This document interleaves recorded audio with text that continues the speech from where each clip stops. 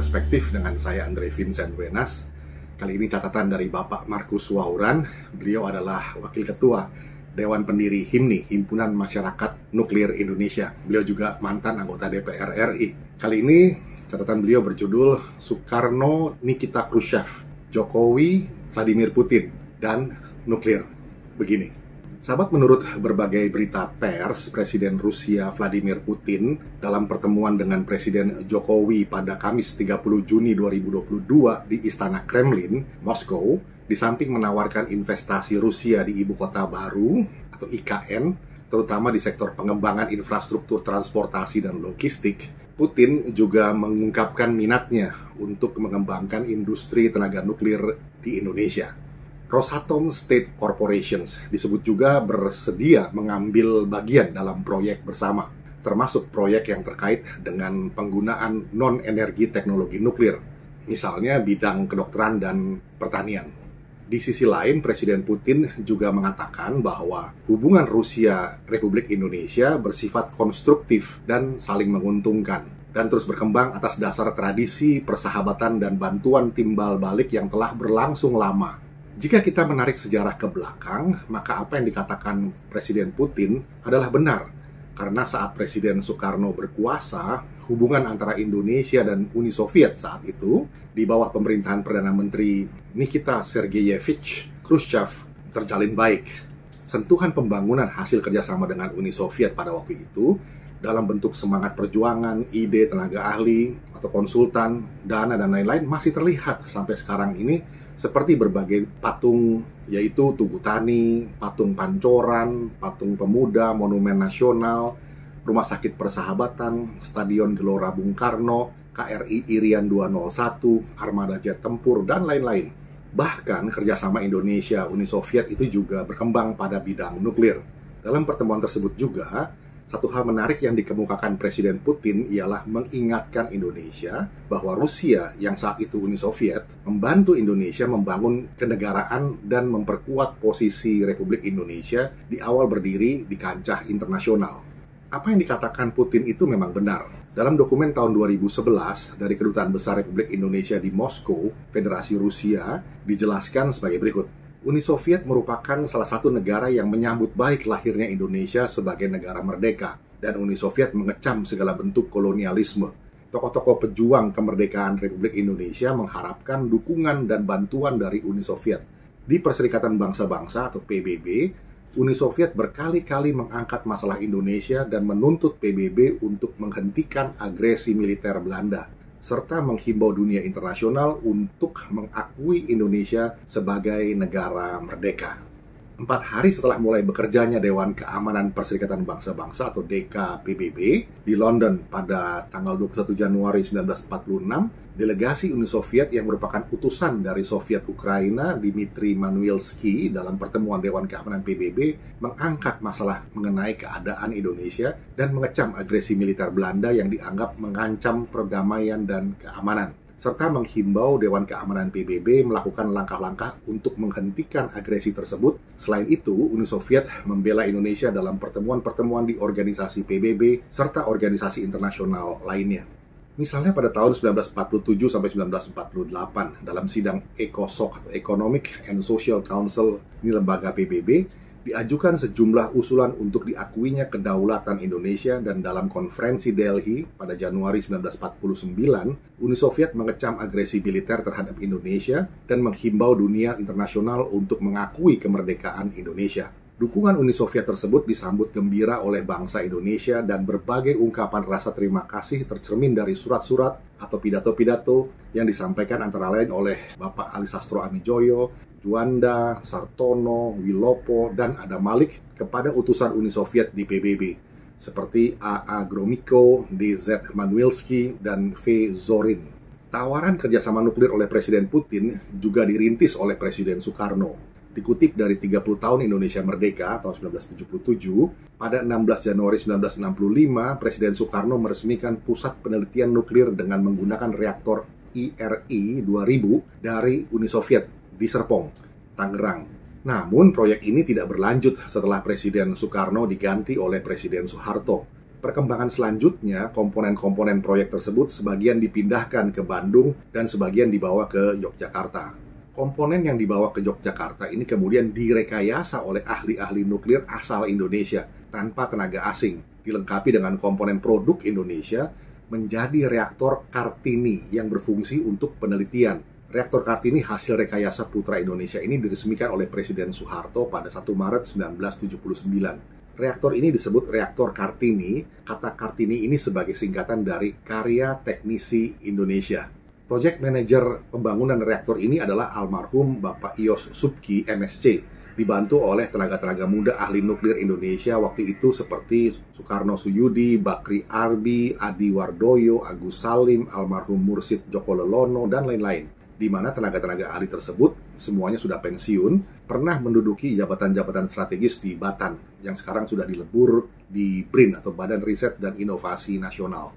Atas dasar hal-hal tersebut di atas, maka tawaran Putin untuk memanfaatkan teknologi nuklir dalam bentuk PLTN, pembangkit listrik tenaga nuklir, guna penyediaan energi listrik bagi pembangunan nasional ada benang merahnya, sehingga perlu ditanggapi secara positif. PLTN, sahabat, cocok dibangun di Kalimantan Timur. Disadari dan diakui bersama, pertumbuhan ekonomi tidak akan tercapai sesuai rencana jika tidak diikuti dengan pertumbuhan energi yang seimbang. Bahkan harus lebih tinggi prosentasenya dibandingkan dengan pertumbuhan ekonomi. Dengan hanya mengandalkan energi terbarukan, tidak mungkin tingkat pertumbuhan energi melampaui pertumbuhan ekonomi. Karena itu alternatifnya PLTN harus segera hadir di Indonesia untuk saling mendukung dengan energi terbarukan. Kehadiran PLTN di Indonesia yang memiliki kapasitas besar bukan saingan bagi energi fosil maupun energi terbarukan, melainkan saling mendukung dan membutuhkan, yang disebut simbiosis mutualis. Pembangunan PLTN sebagai energi hijau atau ramah lingkungan sudah sangat mendesak dan harus berada di prioritas tinggi karena akan mengganti peran energi fosil, batu bara, minyak, dan gas yang tidak ramah lingkungan sesuai Persetujuan Paris COP21 tahun 2015 dan target Indonesia yaitu 2050 Indonesia dalam kondisi NZE atau Net Zero Emission. PLTN sangat cocok untuk dibangun di Kalimantan Timur untuk mensuplai kebutuhan energi yang sangat besar yang dibutuhkan oleh IKN atau Ibu Kota Negara. Karena di daerah ini akan dibangun ribuan rumah baik milik pemerintah maupun swasta. Di samping untuk menunjang kebutuhan industri yang sudah dan akan ada di Kalimantan Timur. Demikian juga daerah-daerah lain yang membutuhkan energi listrik karena pertumbuhan ekonomi atau industrinya kini dan perspektif nanti, baik Kalimantan Barat, Tengah, Selatan, Utara, Pulau Jawa, Sumatera maupun pulau lain.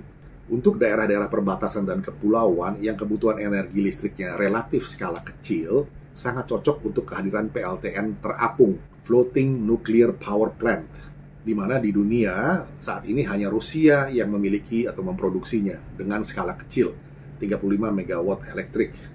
Jika ada pihak-pihak di dalam negeri yang khawatir Rusia akan menawarkan pengadaan atau pembangunan senjata nuklir di Indonesia, itu tidak mungkin. Karena Indonesia dan Rusia terikat dengan NPT, Nuclear Weapons Non-Proliferation Treaty, sebagai anggota, dan Indonesia terikat dengan CNWFZ, Southeast Asia Nuclear Weapon Free Zone, di mana Indonesia menjadi anggotanya. Dalam Non-Proliferation Treaty atau NPT, negara anggota tidak boleh menerima bantuan senjata nuklir dari negara lain atau memproduksi senjata nuklir baik sendiri maupun bekerja sama dengan negara lain. Rusia tidak mungkin akan menawarkan senjata nuklir bagi Indonesia dan sebaliknya. Indonesia tidak mungkin akan menerima tawaran senjata nuklir dari Rusia atau negara manapun, karena di samping terikat dengan perjanjian tersebut di atas, juga sadar akan segala konsekuensinya menghadapi reaksi dunia internasional. Khusus tentang Rosatom yang disampaikan Presiden Vladimir Putin kepada Presiden Jokowi, maka sebagai gambarannya dapat dijelaskan sebagai berikut. Rosatom sebagai perusahaan negara, ini seperti BUMN di Indonesia, adalah perusahaan raksasa yang bergerak di bidang industri nuklir, baik untuk senjata nuklir, untuk kepentingan perang, maupun untuk tujuan damai seperti energi nuklir dan aplikasi nuklir. Rosatom adalah pemain global yang bergengsi dan dikenal luas di dunia internasional. Rosatom sebagai pemain bergengsi karena merupakan holding company yang membawahi sekitar 400 perusahaan dan organisasi, serta mengerjakan sekitar 290.000 karyawan yang tersebar di berbagai negara dengan mayoritas bekerja di Rusia. Rosatom juga dikenal sebagai raksasa nuklir karena di samping bergerak di bidang industri senjata nuklir, khusus usahanya di bidang energi nuklir yaitu PLTN, pembangkit listrik tenaga nuklir, terintegrasi dari hulu sampai hilir, mulai dari uranium extractions, uranium enrichment, nuclear fuel, NPP, nuclear power plant, design engineering and constructions, nuclear power plant operations, nuclear engineering, nuclear power plant equipment, service and maintenance, dan nuclear waste management. Di samping itu, ada juga kegiatan usaha yang tidak terkait langsung dengan NPP atau nuclear power plant, seperti applied and fundamental service, nuclear and radiation safety, nuclear icebreak fleet, satu-satunya di dunia, nuclear medicine, dan composite material. Rosatom juga bekerja sama dengan 50 negara di dunia. Saat ini Rosatom sedang membangun beberapa PLTN di beberapa negara, seperti Finlandia, Turki, Bangladesh, Belarus, Cina, Mesir, Hongaria, India. Di samping itu, pada Juni 2015, ada kesepakatan kerjasama antara Rosatom dan KACST, King Abdul Aziz City on Science and Technology. Kesepakatan ini terkait pengembangan energi nuklir untuk tujuan damai. Sebagai tindak lanjut dari kesepakatan tersebut, Rosatom telah menawarkan pembangunan 16 unit PLTN kepada Arab Saudi dengan nilai 100 miliar US dollar dan dapat dirampungkan pada tahun 2030. Namun, tindak lanjut kesepakatan ini belum ada beritanya. Demikian pula dengan India. Ada kesepakatan dengan Rusia yang tertuang dalam dokumen 2014 yang berjudul Strategic Vision for Strengthening Cooperation in Peaceful Uses of Atomic Energy between the Russian Federation and the Republic of India. Dalam dokumen tersebut ada kesepakatan India akan membangun 20 unit PLTN dengan menggunakan teknologi Rusia. Sebagai gambaran, saat ini India memiliki 22 unit sedang beroperasi dengan kapasitas 6.795 MW elektrik net capacity dan 8 unit sedang dibangun dengan kapasitas 6.028 MW elektrik net capacity. Dari 8 unit yang sedang dibangun, 4 unit dibangun oleh Rosatom. Di samping 2 unit sudah beroperasi, ke-6 PLTN ini bernama Kudankulam 1-6 berlokasi di Tirunelveli, Kataboman. Masing-masing berkapasitas 1.000 MW gross capacity, tipe PWR atau Pressurized Water Reactor. Di Turki, Rosatom sedang bangun 4 unit, di mana unit pertama direncanakan beroperasi pada tahun 2023, bertepatan dengan peringatan 100 tahun kemerdekaan Turki. Di Bangladesh, ada 2 unit yang sedang dibangun oleh Rosatom.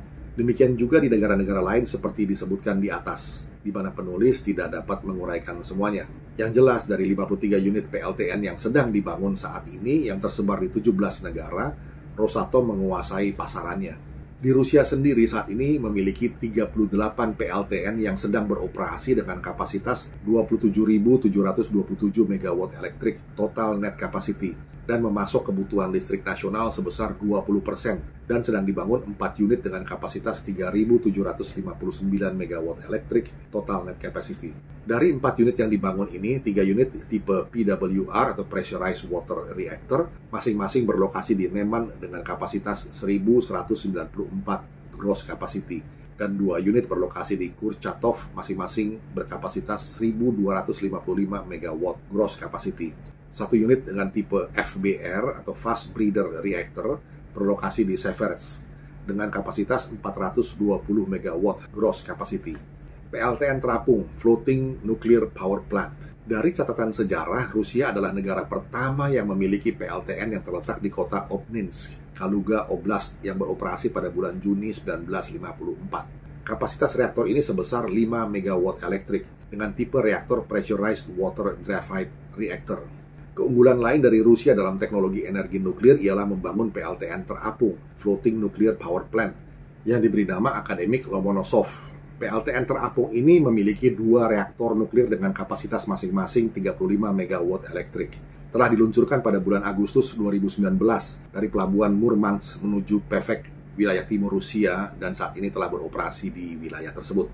Sebagai tindak lanjut tawaran Presiden Putin untuk membangun PLTN di Indonesia, maka pihak Rosatom harus proaktif dan agresif dibanding dengan usaha yang dilakukan beberapa tahun yang lalu dengan tawaran yang menarik. Salah satu upaya yang bisa membuat Indonesia tertarik untuk membangun PLTN buatan Rosatom ialah pembiayaannya. Rosatom membangun 4 unit PLTN masing-masing berkapasitas 1.200 MW dengan tipe VVER atau PWR di Akuyu, Turki Selatan, di mana dana pembiayaannya mayoritas 90% dari Rosatom.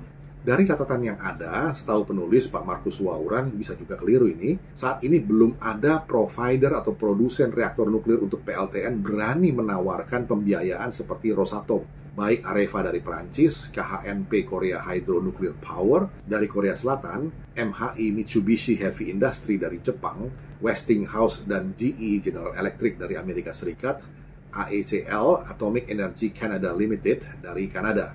Andalan reaktor nuklir Rusia adalah jenis VVER, Vodovodianoi Energetический Reaktor. Tipe reaktor VVER sama dengan tipe PWR. Namun tipe PWR Rusia adalah asli desain Rusia yang dirintis dan dikembangkan oleh Kurchatov Institute sebelum tahun 1970, mulai dari generasi pertama sampai kini mencapai generasi 3+.